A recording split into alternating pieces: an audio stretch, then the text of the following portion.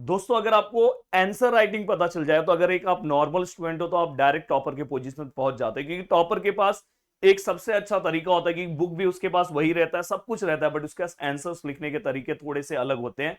जो ऑलरेडी मैं किस तरह से मैं अपने आंसर्स को लिखता था, जिससे मैं हमेशा अपने आप को टॉप पोजीशन पे रखता था, चाहे वो 9th क्लास हो चाहे वो 10th हो, आगे भी आप मेरे बारे में देख सकते हो। और मैं बहुत सारे स्टूडेंट को टॉपर बनाते भी आया हूं दोस्तों, तो यहाँ पे हर चीजें मैं बताने वाला हूं। और इस वीडियो के लिए मैं आपको टारगेट लाइक दे रहा हूं दोस्तों 500, टारगेट कमेंट 200। जैसे ही आप कंप्लीट करोगे नेक्स्ट वीडियो में आपको बहुत ही पावरफुल देने वाला हूं दोस्तों। अगर आप कोई भी, जैसे यहाँ पे जो स्टूडेंट है अगर 9th के हो तो ये चीजें आप अभी से फॉलो करोगे तो बहुत अच्छी बात है। अगर आप 10th के स्टूडेंट हो आपको तो करना ही है दोस्तों, क्योंकि आपका बोर्ड का पेपर आ रहा है। अब देखो साइंस में कुछ चीजें मैं आपको बताने जा रहा हूं। सबसे पहले साइंस सब्जेक्ट की बात कर लो। देखो कहीं पे अगर समझो मैथ्स दो कॉलम के क्वेश्चंस आते हैं तो आपको डायरेक्ट यहाँ पे क्वेश्चंस लिखना है, इसके प्रॉपरली आंसर्स लिखने हैं डायरेक्ट। अगर आप डायरेक्ट आंसर लिख रहे हो तो भी आपको मार्क्स मिलेगा। बहुत लोग बोलते हैं नहीं नहीं मिलेगा, मिलेगा, बट आप ऐसे लिखो। पर वो मैथ्स दो कॉलम अगर ऐसे कर रहे हो तो उस पर 0 मार्क्स भी मिल सकता है, ये चीज का ध्यान रखना। एमसीक्यू का डायरेक्ट, अगर मेरे पास 4 ऑप्शन है, 4 ऑप्शन में मेरा बी ऑप्शन है, तो आपको ऐसे डायरेक्ट ऑप्शन लिखना है, बी डायरेक्ट आंसर लिखना है। सेम मैथ्स में भी यही रूल फॉलो करना है। अब देखो दोस्तों यहाँ पे बारी है कि अगर सर 5 मार्क्स का क्वेश्चन आता है, जो लास्ट वाला क्वेश्चन आपको आ रहा है, और अभी तक देखा गया है कि 1 मार्क्स में वो 5 मार्क्स पूछते हैं।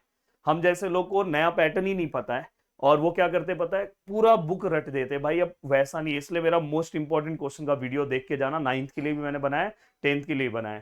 तो दोस्तों यहाँ पे आपको 1 मार्क्स के अगर क्वेश्चन पूछे तो उसके 1 मार्क्स के 1 वर्ड्स में जो भी आंसर है पर फुल सेंटेंस में लिख के आपको कवर कर देना है, तो आपको 5 आउट ऑफ 5 मार्क्स मिलेगा। अब बारी है कि दोस्तों कहीं पे 3 मार्क्स का क्वेश्चन पूछ लेते हैं, तो उसके अंदर अगर हमें पूरा मार्क्स चाहिए तो आपको डायग्राम्स बनाना चाहिए। अब डायग्राम बनाते टाइम भी बहुत सारे स्टूडेंट क्या करते हैं पता है, दो तरह से डायग्राम बनाते हैं। जैसे फॉर एग्जाम्पल मैं यहाँ पे एक डायग्राम बना रहा हूँ, यहाँ पे अगर सपोज मैं कोई डायग्राम सपोज यहाँ पे बना रहा हूँ, रैंडमली मैंने एक डायग्राम लिया। स्टूडेंट क्या करता है पता है, ऐसा ऐसा ऐसा ऐसा ऐसा। और यहाँ पे एक्चुअल मैं मेरे बोर्ड एग्जाम्स में देखो यूट्यूब पे ऐसा सेम मेरा वीडियो देख के बहुत सारे वीडियोस आपको सेम दिखाई देंगे, सेम इसी, क्योंकि मैं ऑलरेडी टॉपर रह चुका हूं तो मैं इस तरह की चीजों को फॉलो करता था, तो मैंने बनाया है।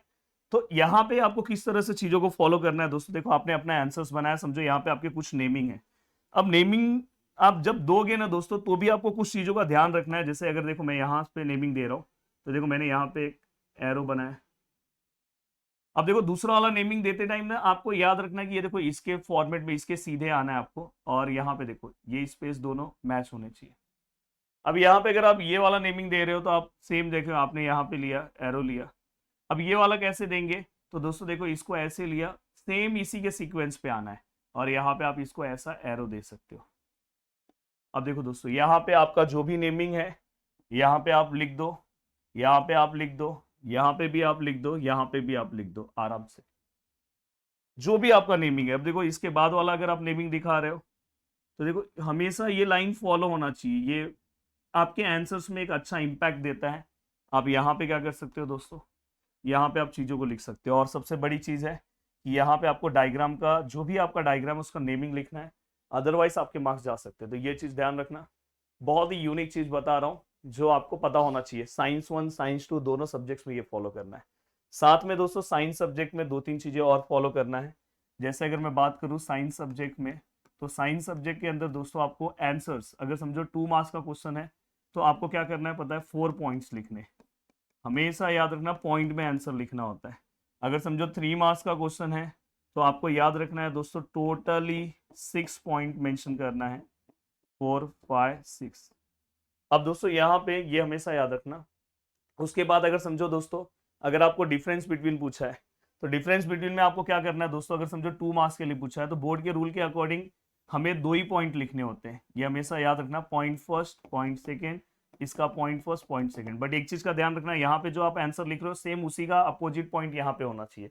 जैसे यहाँ पे आप कलर की बात कर रहे हो तो यहाँ पे भी कलर होना चाहिए।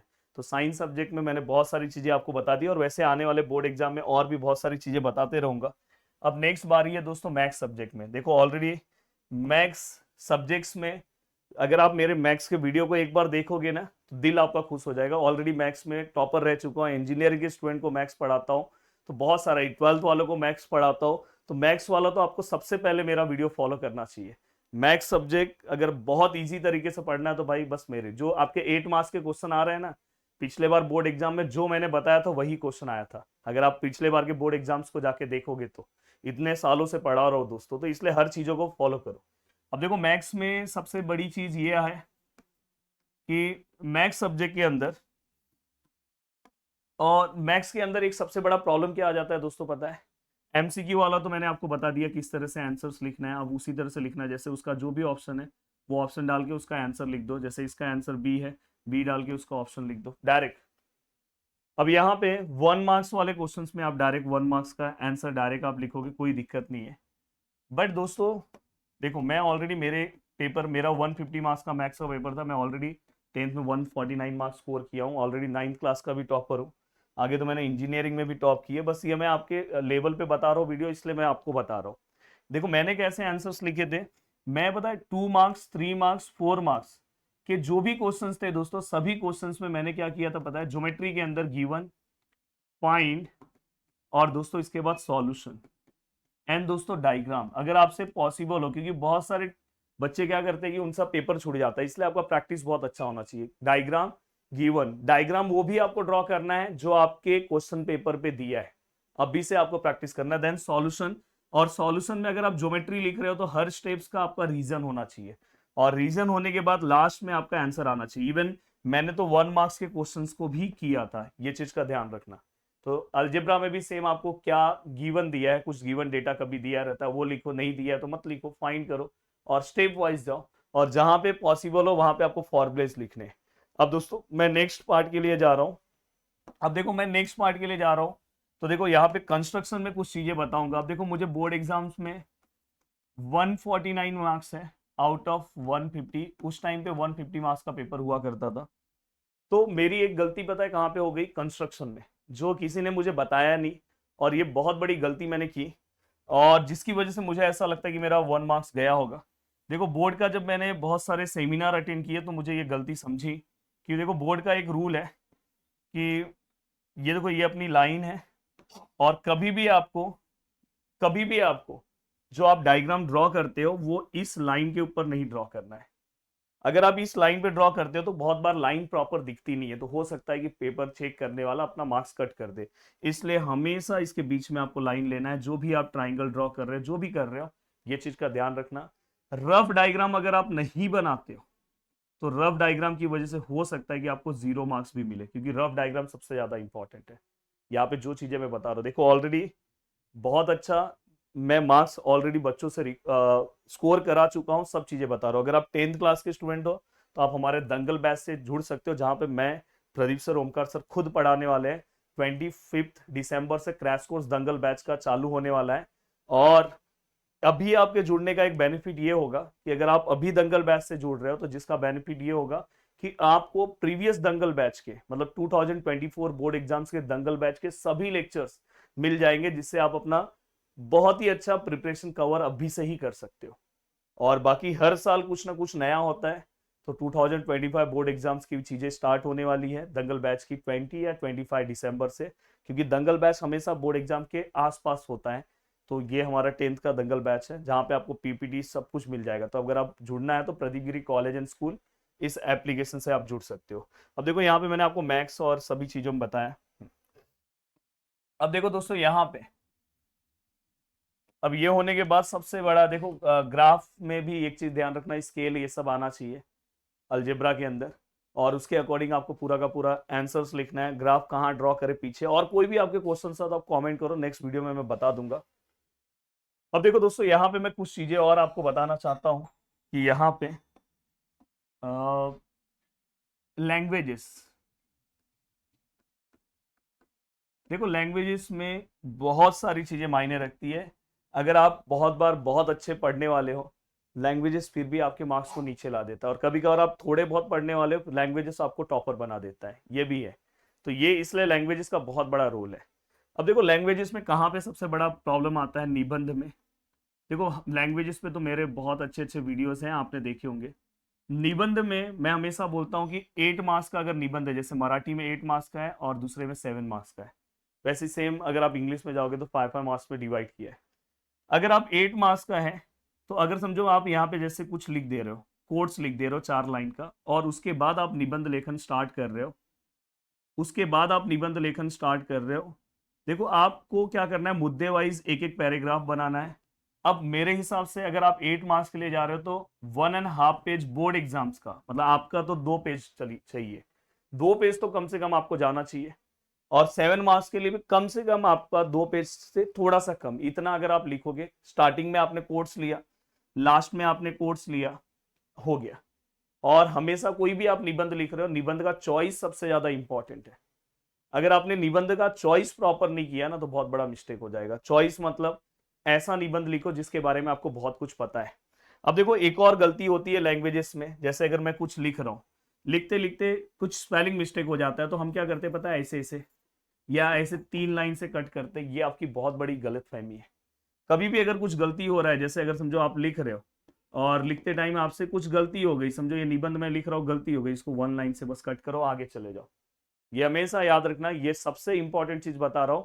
यहाँ पे देखो ये ज्यादा हाईलाइट है, ये कम है, मतलब आप अपनी गलतियों को ज्यादा दिखा रहे हो, तो ये चीज ध्यान रखना। सर ये कोट्स कैसे याद रखें, मैंने इसी यूट्यूब चैनल पे evergreen topics for writing skill ऐसे वीडियोस बनाए हैं, जिसके कोट्स आपको हर एक मतलब तीनों लैंग्वेज में आपको गूगल से सर्च करना है। और मैं वो जैसी मैंने वीडियोस बनाया, बहुत सारे चैनल ने सेम वीडियोस कॉपी किया है, वो सबसे पहला वीडियो यूट्यूब पे मैंने अपलोड किया है दोस्तों। तो उस वीडियो, इस साल भी कुछ नया मैं अपलोड करने वाला हूँ, और हर साल मैं कुछ ना कुछ नया करता हूँ। तो वो जो है आपको फॉलो करना चाहिए, जो तरीका मैं कराता हूँ, क्योंकि आपको पता होना चाहिए कि गिरी ट्यूटोरियल्स एक ऑफलाइन क्लास है, ऐसा ही यूट्यूब चैनल नहीं है। अगर आप सर्च करोगे तो बहुत बड़ा ऑफलाइन क्लास है। तो यहाँ पे जो चीजें मैं बताऊंगा बहुत ही अच्छे तरीके से अगर आप फॉलो करोगे तो आपके मार्क्स में बहुत ज्यादा आपको चेंजेस दिखाई देगा। अब नेक्स्ट केस आता है कि सर पर्सनल रिस्पॉन्स के क्वेश्चंस को कैसे लिखे, स्वमत के क्वेश्चंस को कैसे लिखे, अभिव्यक्ति। अब देखो दोस्तों, तीनों लैंग्वेज में अलग अलग नाम से हम बोलते हैं, कहीं पे हम पर्सनल रिस्पॉन्स बोलेंगे, कहीं पे हम स्वमत बोलेंगे। लिखना कैसे है, देखो कहीं पे ये 2 मार्क्स का है, कहीं पे ये 3 मार्क्स का है। अगर सपोज उन्होंने कहीं पे अगर आपको कुछ चीजें पूछी है, जैसे कि अगर समझो पर्यावरण को अगर हम नुकसान पहुंचाएंगे तो क्या हो सकता है, तो ये आपसे उन्होंने पूछा है। तो ऐसे में 10, अगर आप नीचे कमेंट करोगे तो 10 से 15 स्वमत वाले क्वेश्चन मैं खुद देता हूं, और उसी में से बोर्ड एग्जाम्स पूछता है दोस्तों। पिछले बार भी मैंने दिया था, बस वो आप प्रिपेयर करो। कम से कम दोस्तों अगर 2 मार्क्स का क्वेश्चन है तो आपको 5 लाइंस लिखना है, और लैंग्वेजेस में पॉइंट वाइज आंसर नहीं लिखने हैं, ये ध्यान रखना। और कम से कम 3 मार्क्स का क्वेश्चन है तो 6 लाइन आपको चाहिए। कुछ अच्छे कोट्स भी आप इसमें यूज कर सकते हो स्वमत के आंसर में, जरूर मैं उस पर भी आपको एक वीडियो बना के दूंगा। अब देखो दोस्तों, यहाँ पे भी ध्यान रखना है कि यहाँ पे अगर कुछ चीजें नहीं आ रही तो पैराग्राफ से कॉपी कर लो, कोई दिक्कत नहीं है। ऐसा नहीं कि पैराग्राफ का कुछ नहीं लिखना है, थोड़ा बहुत आप कॉपी कर सकते हो। बट दोस्तों ये चीज का ध्यान रखना है कि यहाँ पे थोड़ा बहुत आपका माइंड चलना चाहिए। हाँ, एक जो सबसे ज्यादा इंपॉर्टेंट आंसर राइटिंग में है, जैसे आप यहाँ से कुछ लिखते जा रहे हो और हमेशा आप अपना खुद का जाके बुक चेक करो, आप ऐसे लिखते हो, ऐसे आपका ये पीछे देखोगे तो एक मस्त नदी बहती है।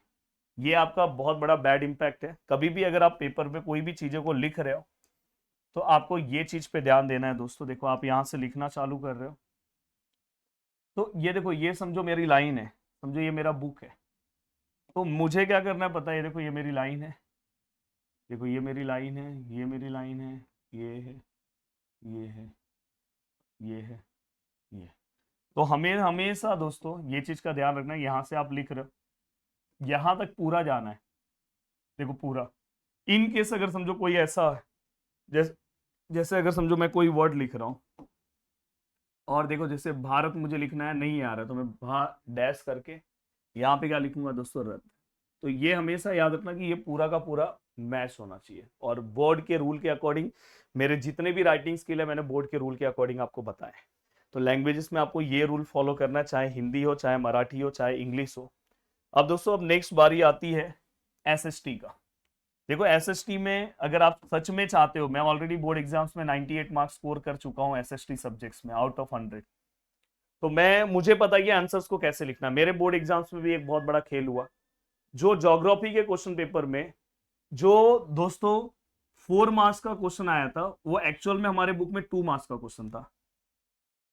अब ये जो मेरा, मैंने खुद ये चीजें यूज की है, ऐसा नहीं कि मैं किसी के वीडियो से देख के आपको बता रहा हूँ। मेरे वीडियोस बनने के बाद बहुत सारे लोग इस वीडियो को देख के बताते हैं, तो मैं यूट्यूब पे बहुत सारी चीजें मैंने नई लाई है। इसी वजह से गिरी ट्यूटोरियल को लोग बहुत पसंद करते हैं, बोलते हैं भाई अगर बोर्ड एग्जाम में अच्छे मार्क्स लाना है तो गिरी ट्यूटोरियल को फॉलो करो।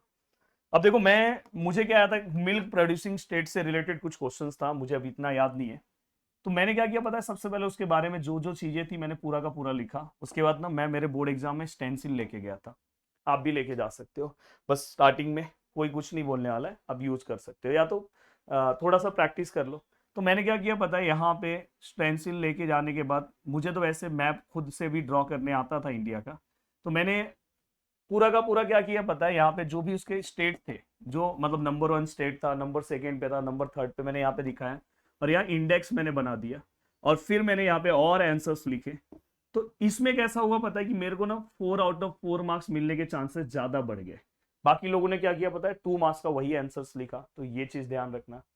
ज्योग्राफी में भी हमें पॉइंट वाइज आंसर्स लिखना है। 6 मार्क्स हैं तो टोटल, सॉरी 3 मार्क्स हैं तो टोटल 6 पॉइंट, 2 मार्क्स हैं तो टोटल 4 पॉइंट, ये चीज का ध्यान रखना है।